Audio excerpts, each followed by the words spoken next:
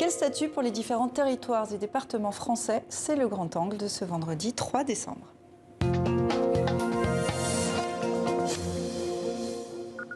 D'abord en Guadeloupe, puis en Martinique, une crise sociale violente secoue les Antilles. Pour tenter d'apaiser les esprits, le gouvernement se dit prêt à parler d'autonomie. Alors dans la foulée, la question est relancée en Corse aussi. Quel statut pour les territoires et départements français? C'est notre grand angle. Avec vous, Véronique Bertil, bonsoir. Vous êtes maître de conférence en droit public à l'Université de Bordeaux, spécialiste de l'outre-mer. Et avec nous également, Jean-Félix Acquaviva, bonsoir. Vous êtes député de Haute-Corse, secrétaire national de FEMUA Corsica, parti politique autonomiste. Véronique Bertil, tout d'abord, pourquoi tous ces territoires veulent plus d'autonomie? Est-ce que ça veut dire que la métropole n'est pas à la hauteur, ne joue pas son rôle? Alors, ces territoires ont des réalités très différentes et la départementalisation qui est pratiquée depuis 75 ans semble atteindre ses limites et ne pas permettre notamment des avancées économiques et sociales attendues par les populations. Donc régulièrement, la question du statut revient sur la table. Alors on va le voir, ce sont des situations très différentes. L'outre-mer, c'est 2 800 000 habitants, soit 4% de la population française, répartis sur 3 océans et 12 territoires au statut bien différent. Charlotte Rotéan nous explique quelles sont les différences. DROM-COM, des initiales technocratiques créées en 2003. DROM pour départements et régions d'outre-mer. On y compte la Guadeloupe, la Guyane, la Martinique, la Réunion et depuis 2011, Mayotte. Ils suivent les lois nationales auxquelles des adaptations peuvent être demandées. La Martinique et la Guyane ont créé chacune leur collectivité territoriale unique. COM pour collectivité d'outre-mer, la Polynésie française, Saint-Barthélemy, Saint-Martin, Saint-Pierre-et-Miquelon et Wallis et Futuna. Une loi définit le statut particulier de chaque collectivité et les lois qui s'y appliquent. Mais il y a des exceptions au DROM-COM, les terres australes et antarctiques françaises qui ont une autonomie administrative et financière. La Nouvelle-Calédonie est pour le moment une collectivité à statut particulier d'outre-mer. Elle pourra décider de son indépendance lors d'un 3e référendum la semaine prochaine. La Polynésie française dispose de la plus grande autonomie. Il existe un président, un gouvernement et une assemblée de Polynésie. Alors, le ministre des Outre-mer, Sébastien Lecornu, a jeté un pavé dans la mare en avançant l'idée d'autonomie en Guadeloupe. Ça n'a pas calmé la situation. Hier, un gendarme a été blessé par balle à Saint-Martin. Le couvre-feu est prolongé en Guadeloupe, mais aussi en Martinique. Véronique Bertil, le ministre des Outre-mer, n'a pas su trouver les bons mots. Alors, la grogne en Guadeloupe a commencé sur la question sanitaire et l'obligation vaccinale pour les soignants. Et la réponse du ministre a été d'avancer le statut de l'autonomie. Je ne sais pas si c'était une réponse à la question qui était posée à la grogne. Donc c'est vrai que c'était peut-être à côté. Les Guadeloupéens disent on veut décider pour nous-mêmes. Donc l'autonomie, c'est une bonne réponse? Alors, ce mot est tellement polysémique, le mot autonomie, qu'il faut s'assurer déjà de savoir de quoi on parle.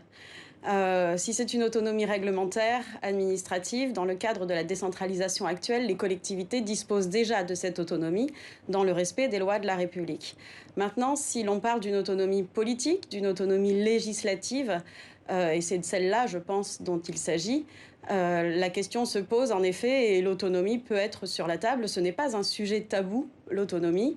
Et comme l'a présenté la petite présentation qui vient d'être diffusée, la Nouvelle-Calédonie dispose déjà d'une autonomie. C'est celle qui a le plus d'autonomie dans la République française.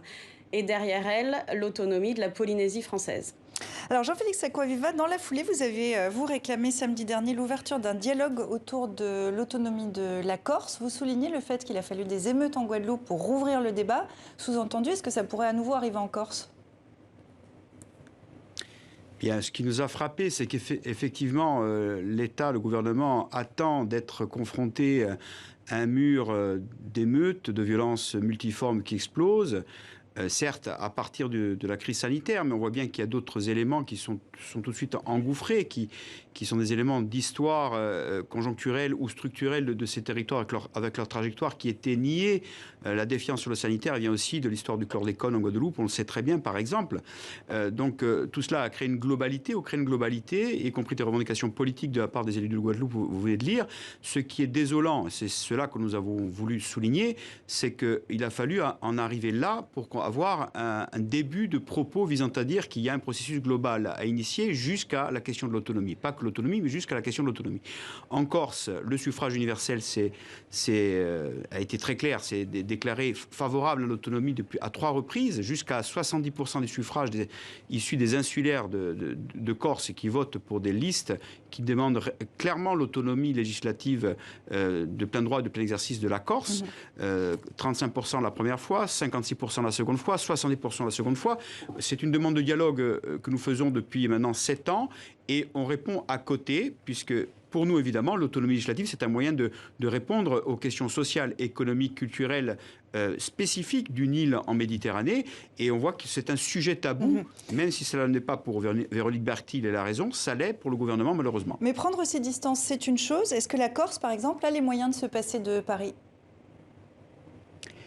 Je crois qu'il y a un prisme culturel et il y a un problème culturel qui est bien français, excusez-moi de le dire comme ça, qui vise à dire qu'on confond autonomie et indépendance. L'autonomie, c'est, comme pour un enfant d'ailleurs, c'est une demande de responsabilité. Nous ne faisons pas une scission entre l'autonomie et la question des moyens. Pour nous, l'éthique de responsabilité, c'est de dire, bien, il faut transférer de la fiscalité, il faut qu'on puisse gérer en bon père de famille la fiscalité recouvrée sur place pour que nous puissions décider sur place un certain nombre de règles plus adaptées à ce que pourrait édicter Paris. Nous avons des exemples, j'ai des exemples de nombreux de domaines dans lesquels il y a une adaptation.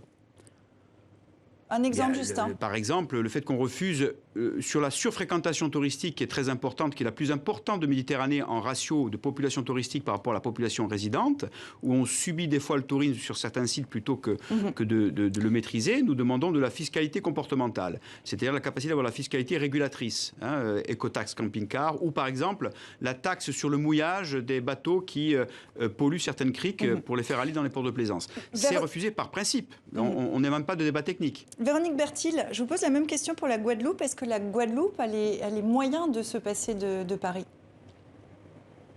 Alors, ce n'est pas tant les moyens de se passer de Paris. Le député Acquaviva l'a dit, l'autonomie n'est pas l'indépendance et il est important de le rappeler. L'indépendance, c'est le fait de devenir un État souverain. C'est le processus dans lequel est engagée la Nouvelle-Calédonie. On verra le 12 décembre quel est le résultat. Mais avoir l'autonomie n'est pas se passer de Paris. L'unité n'est pas menacée par l'autonomie qui peut être accordée. Ça ne démembre pas la République et d'adapter les règles au territoire dans lequel le droit doit se développer et s'appliquer. Le contexte européen pose les principes de l'autonomie locale. Et la décentralisation à la française montre ses limites et la question de l'autonomie doit pouvoir être posée sereinement sans que cela signifie un largage, comme on le dit parfois dans les Outre-mer, de Paris. Mais parce qu'on voit quand même que Paris, à l'inverse, n'a pas tellement envie de voir tous ces territoires lui échapper. Il faut rappeler que la France est le 2e territoire maritime mondial en surface. Vous évoquez la Nouvelle-Calédonie qui va se prononcer dimanche prochain. Ça n'est pas trop dans l'intérêt de Paris de voir lui échapper ces territoires. Alors, l'autonomie ne signifie pas que ces territoires lui échappent. La zone économique exclusive de ces territoires, même autonomes, lui appartiendra toujours. Le Portugal est un exemple d'État qui a accordé une autonomie législative à ces 2 îles, Madère et les Açores, sans pour autant que ces 2 îles ne sortent du Portugal ou ne quittent le Portugal. L'autonomie n'est vraiment pas l'indépendance et ce n'est pas du tout un éloignement de ces territoires à Paris et à l'Hexagone. Alors pourquoi ce débat est aussi, et je vous pose la question aux deux et je vous demanderai de répondre rapidement, Jean-Félix Acquaviva, pourquoi cette question est si sensible ? On n'a pas l'impression d'un débat serein sur cette question en France. Parce que ça tient, je pense, à la construction de l'État-nation français, et qui est à la fois où il y a un problème de construction politique. L'État français s'est construit, y compris contre ses propres régions. Il a fallu agglomérer, il a fallu coloniser, et donc il a fallu fonder l'idée du citoyen, on va dire, identique de l'île à Bonifacio, sans corps intermédiaire, sans logique de communauté à l'intérieur. Donc ça, déjà, il y a un problème politique et culturel qui est lié à la construction de l'État-nation français. Et effectivement, ça pose une question de confiance ou de défiance. Parce qu'à travers le refus du débat de l'autonomie, c'est en fait la défiance de la capacité des élus et des élus du peuple à pouvoir décider tranquillement, au mieux de leur population, d'un certain nombre de règles de vie quotidienne. Et on voit bien qu'il y a un problème culturel et politique très profond, puisque c'est au fond une question de confiance ou de défiance vis-à-vis des élus du peuple. Et c'est ça qui pose, à mon avis, un problème qui est beaucoup plus global que chaque territoire. C'est le modèle même républicain tel qu'il est, qui est atteint et qui a du mal à vivre cette évolution qui est pourtant peut-être apaisée, peut-être sereine et peut-être même meilleure pour enraciner les valeurs de la République, d'ailleurs. Dans votre communiqué, vous évoquiez d'ailleurs une attitude coloniale de Paris vis-à-vis de la Corse. Véronique Bertil, dans les Antilles, la colonisation est sous-jacente à la grogne qui s'exprime. Est-ce qu'on peut dire que c'est un processus de décolonisation ? Oui, la départementalisation a été une forme originale de décolonisation. Et pour rebondir aussi sur la question précédente, pourquoi le sujet est si sensible ? Parce que la France est un pays de tradition jacobine depuis la Révolution française, avec la belle idée que la loi doit être la même pour tous. Mais cette idée a montré ses limites là aussi, puisque les lois la même pour tous, ça peut engendrer des inégalités et parfois des aberrations quand la société qu'on régit n'est pas la même.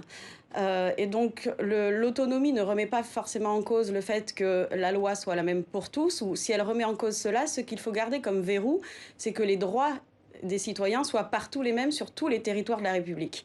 Mais ces droits peuvent être exercés et garantis sur tout le territoire de la République, bien que des règles spéciales s'appliquent dans chaque territoire en fonction des spécificités de ces territoires. Et le débat est ouvert. Nous avons ouvert le débat dans 64 minutes. Véronique Bertil, Jean-Félix Acquaviva, merci beaucoup d'avoir été avec nous dans 64 minutes. Merci à vous.